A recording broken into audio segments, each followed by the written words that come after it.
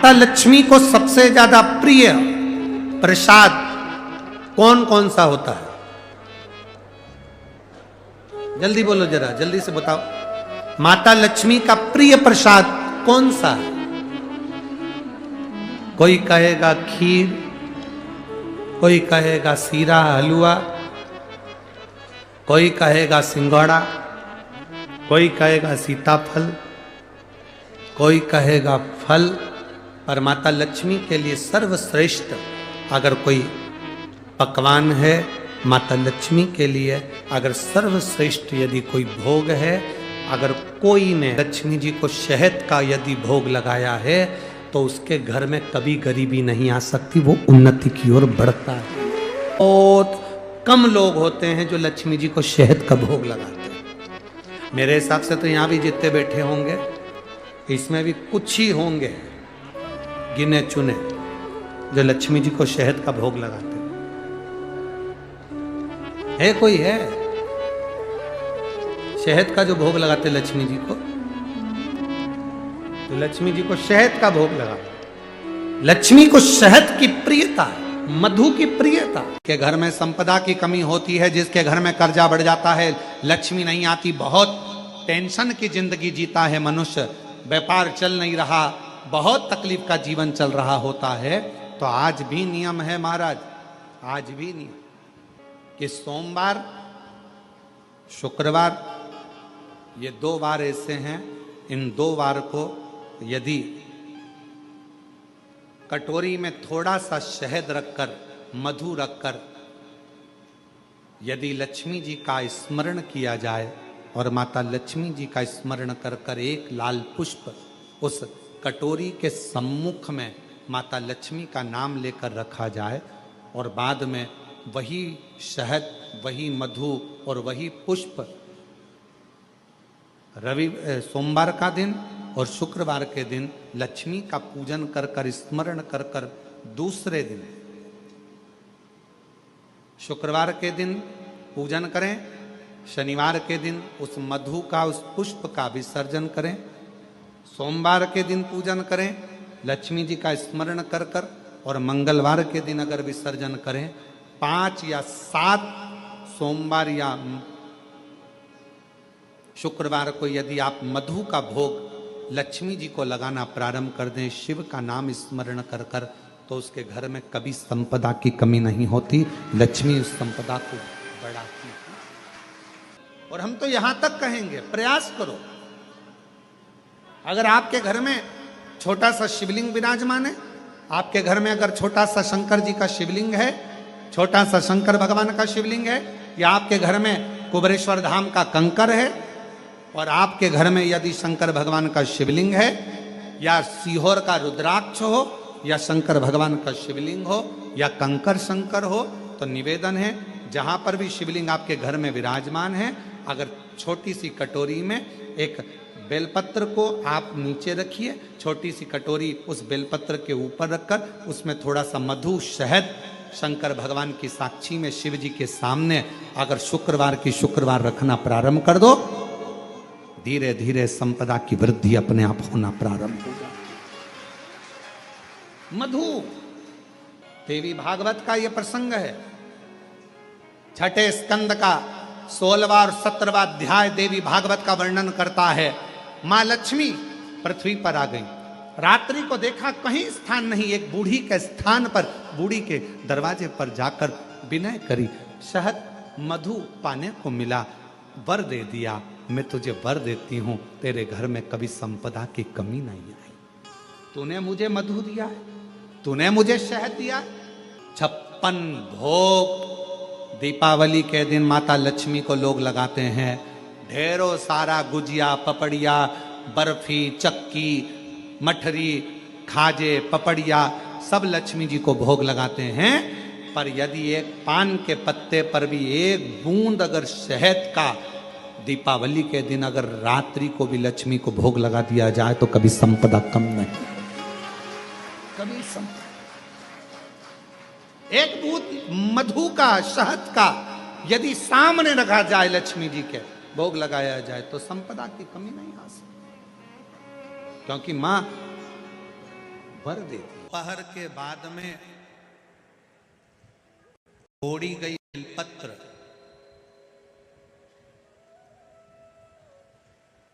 दोपहर के बाद अगर हम बेलपत्र को तोड़कर शंकर भगवान को समर्पित करते हैं तो शिव उसे स्वीकार नहीं करते।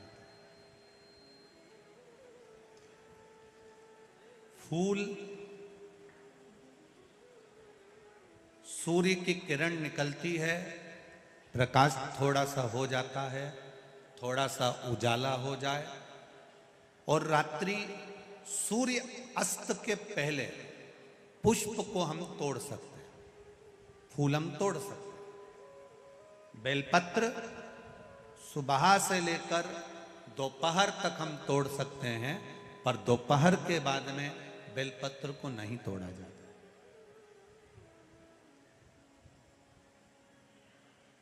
चतुर्थी, अष्टमी, नवमी, द्वादशी, चतुर्दशी, अमावस्या, पूर्णिमा, संक्रांति, ये ऐसे पर्व हैं जिस दिन बेलपत्र को नहीं तोड़ा जाता। चतुर्थी, अष्टमी, नवमी, द्वादशी, चतुर्दशी, अमावस्या, पूर्णिमा, संक्रांति, ये वो पर्व है जिस पर बेलपत्र को नहीं तोड़ा जाता। पुरानी बेलपत्र 1 महीने पुरानी भी रखी है। पुरानी बेलपत्र मंदिर के बाहर भी अगर निर्माल्य में उतरी हुई बेलपत्र किसी डलिया में पड़ी है, बहुत सारी बेलपत्र अगर किसी ने ले जाकर निर्माल्य को कहीं ले जाकर पटक भी दिया है मंदिर के कोने में, वहां से बेलपत्र उठा लो, उसको धो लो, साफ कर लो, वापिस ले जाकर महादेव को चढ़ा दो, वो स्वीकार कर लो।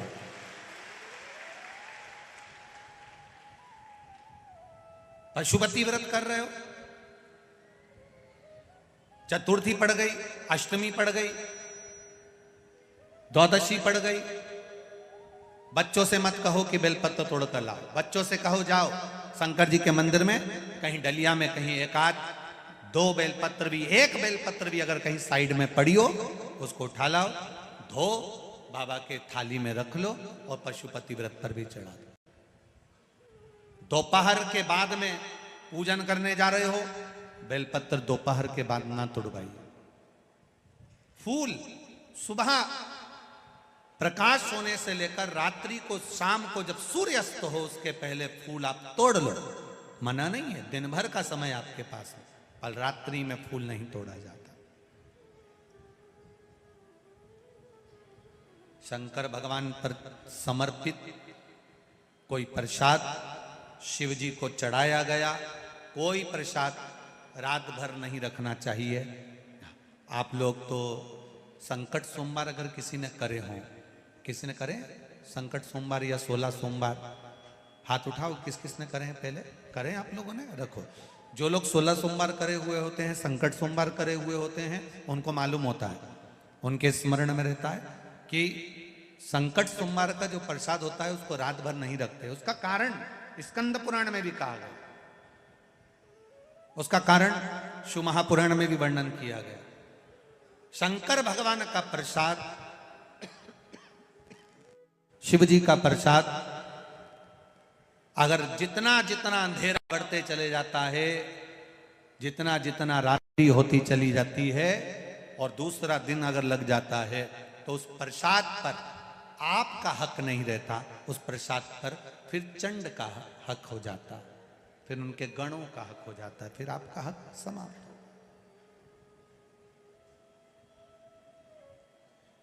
तीसरी बात का स्मरण करिएगा, एक तो बेलपत्र दोपहर के बाद न तोड़िए, दूसरा पुष्प रात में न तोड़िए, तीसरा चतुर्थी, अष्टमी, नवमी, द्वादशी, अमावस्या, पूर्णिमा, चतुर्दशी, संक्रांति, इस पर बेलपत्र ना तोड़िए।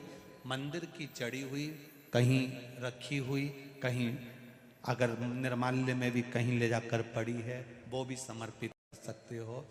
बेलपत्र तो यहाँ तक वर्णन करती है कि अष्टमी नवमी दोनों पड़ रही है और आपको बेलपत्र की जरूरत पड़ रही, तो एक बेलपत्र को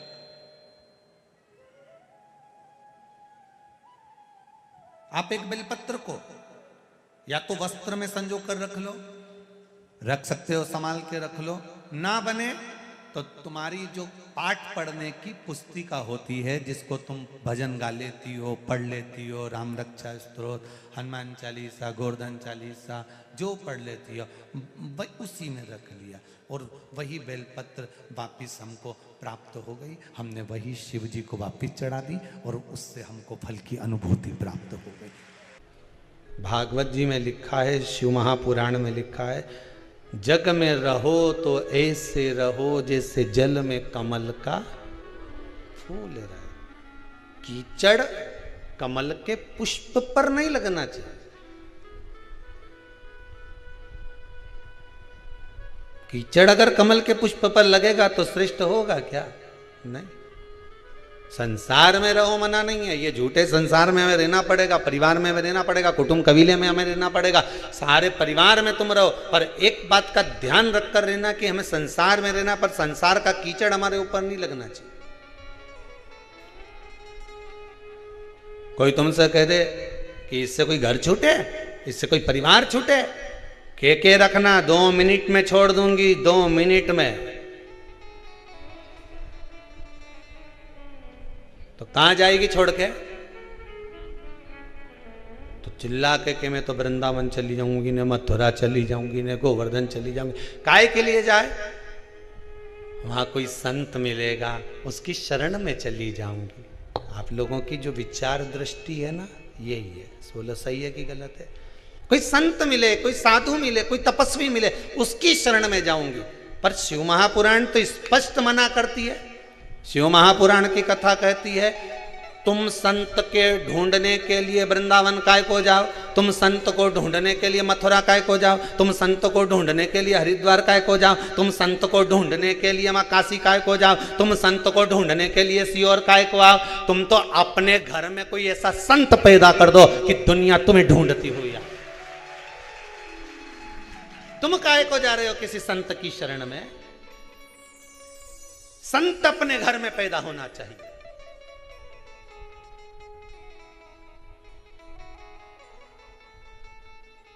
जिसको देखो रोती रोती एक ही बात कि मैं तो किसी संत की शरण चली जाऊं। काहे को जाए? शिव पुराण तो कह रही घर में संत पैदा होना चाहिए, सब प्रयास करो।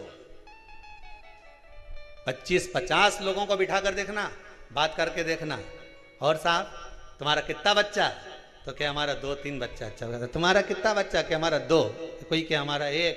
कहीं से पूछो छोरी कहीं कर रही है, बस मन है मेरा, मैं उसको डॉक्टर बनाना चाहती हो।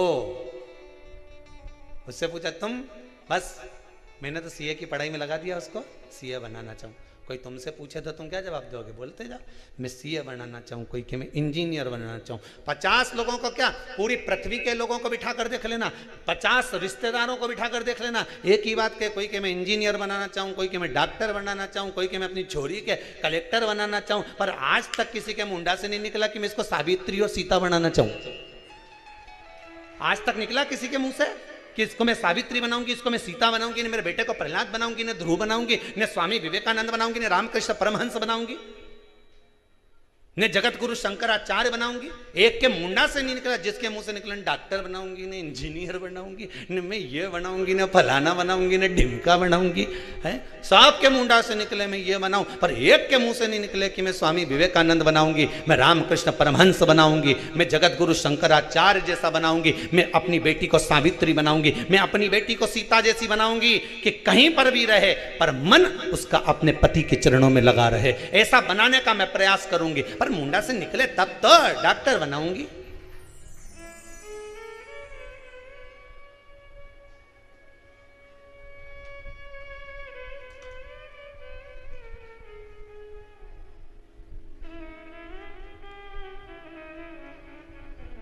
सबको धन दिख रहा है, इंजीनियर बनेगा मेरा बेटा तो खूब जम के बोलो कमाएगा, डॉक्टर बनेगी मेरी बेटी खूब कमाएगी, सीए बनेगा मेरा बेटा खूब कमाएगा। ये बनेगा तो खूब कमाएगा। एक दिन कलम और कटार दोनों में लड़ाई हो गई। कटार ने कलम से कहा कि कलम गजब की है रे तू, मैं तो साल 2 साल में एक बार लोगों को काटूं, पर तू गजब करे रोज काटती फिरे। कलम रोज ना जाने कितनों को काट देती है। जिसकी पास धन नहीं, संपदा नहीं, वैभव नहीं, किसी के यहां गए, साहब देखना मेरी तबीयत खराब है, कलम ने लिख दिया जाओ ये जांच कराओ, कटा कि नहीं कटा? जरा सा सिग्नेचर करा, टेंडर पास, कटा कि नहीं कटा? कटार तो केवल साल भर में 6 महीने में एक बार काटती है, पर कलम तो रोज सुबह से लेकर शाम तक काटती रहती है। ना जाने कितनों को काटती है, कितनों को। दोनों में विवाद, दोनों में लड़ाई चल रही है।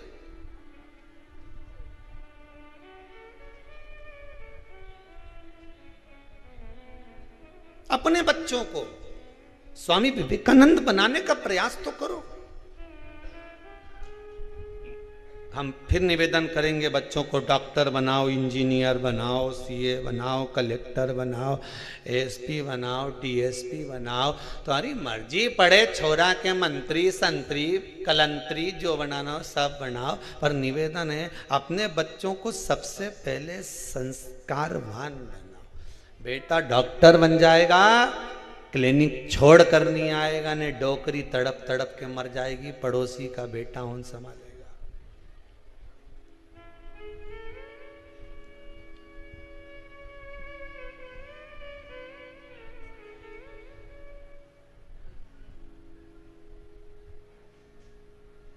लक्ष्मी, वो कौन से 2 स्थान हैं जहां तू जाना पसंद नहीं करती है? लक्ष्मी, वो कौन से 2 स्थान हैं जो व्यक्ति धारण करता है तो उस व्यक्ति के पास में से 2 साल में, 4 साल में, 6 साल में, 8 साल में तो रुष्ट होकर चली जाती है? वो स्थान कौन से हैं? तो 2 स्थान माता लक्ष्मी ने बताए हैं। पहला, फूटे हुए बर्तन में भोजन करना। कौन से बर्तन में? जम के बोलिए जरा। जो टूटा बर्तन होता है, खंडित बर्तन होता है, फूटा हुआ बर्तन होता है, कहीं गिलास की किनोर टूट गई है, कहीं कटोरी की किनोर टूट गई है, कहीं थाली की किनोर टूट गई है, और तुम कहीं प्लेट की किनोर टूट गई है और तुम उसमें भोजन कर रहे हो, तो टूटे हुए बर्तन में भोजन करने वाले के पास में लक्ष्मी छिन्न हो जाती है, उसका भाग्य भी फूटे हुए बर्तन की तरह हो जाता है। ये लक्ष्मी का। और दूसरा, फटे हुए वस्त्र धारण करने वाले का भाग्य भी फटे हुए वस्त्र की तरह, जैसे फटा हुआ कपड़े का रेसा रेसा निकलता है, उसी तरह फटे हुए वस्त्र धारण करने वाले की भी जिंदगी में परिश्रम का रेशा निकलता रहता है, पर उसको सुख का भान नहीं होता। आज के जमाने में ये फटे हुए कपड़ों का फैशन आ गया, ये बड़ा दुख की घड़ी है।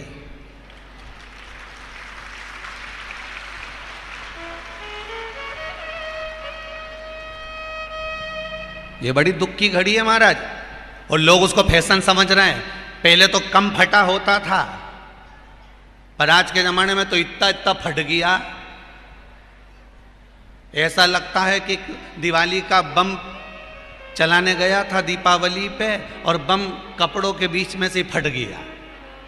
इसलिए वो कपड़े कब पहनेंगे तो ने अब पहन लिया। शास्त्र कह रहा है, लक्ष्मी कह रही है माता पार्वती को कि 2 जगह पर अगर ये 2 क्रम जिस जीव के होते हैं उसके पास में से लक्ष्मी 5 साल में, हम कई बार कहते हैं इन बच्चों को नहीं मालूम, इन नवयुवक लड़कों को नहीं मालूम, इन नवयुवक बेटियों को नहीं मालूम कि फटे हुए कपड़े पहनने का फल क्या है। आज नहीं, विवाह कर कर जब जाएगी तो मायके से जब ससुराल जाएगी तूने कुंवारी अवस्था में तो खूब फटे हुए कपड़े पहन लिया ने, मम्मी मैं तो जीन्स लूंगी न ये लूंगी, तू तो खूब फटे हुए पहन, पर वहां जब जाएगी तब मालूम पड़ेगा कि रोना किसको कहते हैं।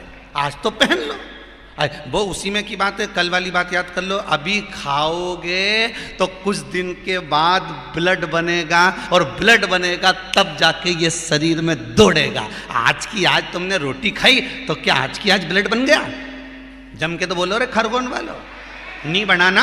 आज खाया है तो ब्लड 8 दिन में, 4 दिन में, 6 दिन में, 2 दिन में, 5 दिन में, 3 दिन में बनेगा। आज की आज ब्लड नहीं बनेगा।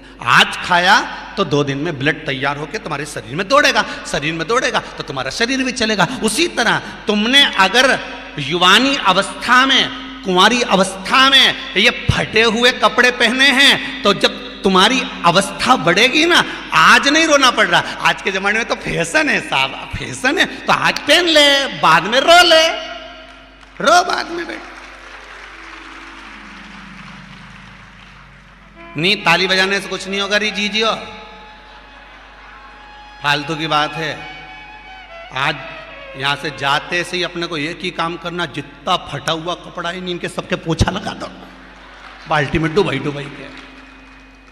ये ताली बजाने से कुछ नहीं होगा। लोग तो कब से चिल्ला रहे हैं हम सुधरेंगे, जम के तो बोलो। गायत्री परिवार वाले रोज चिल्लाते हम सुधरेंगे, हम बदलेंगे। कब बदलोगे?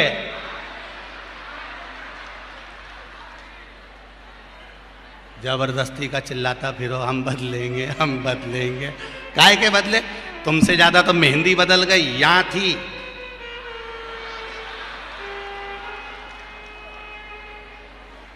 और बची कुची थी तो यहां पहुंच गई। यहां और पूर्णा कथा करने गए हड़पसर में, तो वहां पूछ लिया हमने हड़पसर में जाकर, तो हमने पूछा तनु इधर आ बेटा। अब जजमान के घर की छोरी, हमने कहा बेटा ये तूने क्या करा? अरे गुरुजी वो टेटू है ना, टेटू बनवाया है।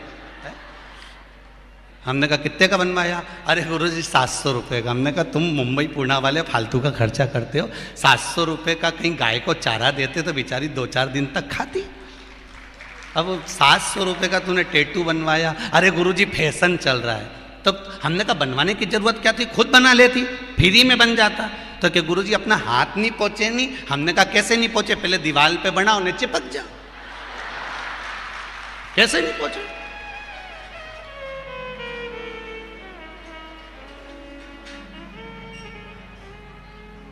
हम सुधरेंगे। अच्छे से तो अब तो तुम एक बार भी नहीं बोले। डाउन। हम सुधरेंगे, हम बदलेंगे। बस तो फिर आज बिल्कुल एकदम कि अब कुछ भी हो जाए, ये कितनी भी महंगी जीन्स हो पर फटी हुई नहीं पहनने दूंगी तो नहीं पहनने दूंगी, चाहे कुछ भी हो जाए। हम इतने अच्छे घर के लोग और ये फटा हुआ कपड़ा पहनेंगे? ये नंग से फट रही। और गजब की तो गजब की, अभी दिवाली पे फैशन देखा, एक का तो पूरा पांव गायब हो गया, एक ही था। राम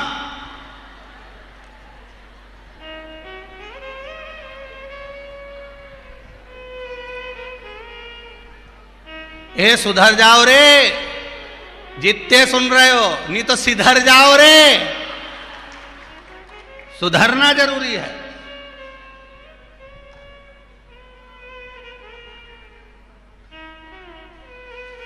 फटे हुए वस्त्र विधारण नहीं कर। घर की बेटियां, घर के लोग ऐसे कपड़े पहने, ये श्रेष्ठता नहीं है महाराज। थोड़ा सुधार। कहा शरीर को भोगना था, फिर मनुष्य क्यों ये जीव आत्मा क्यों भोग रहे? क्योंकि जीवात्मा मरती नहीं।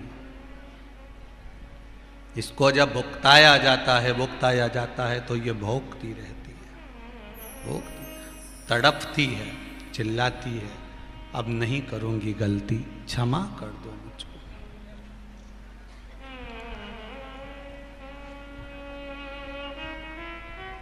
बहुत कहे।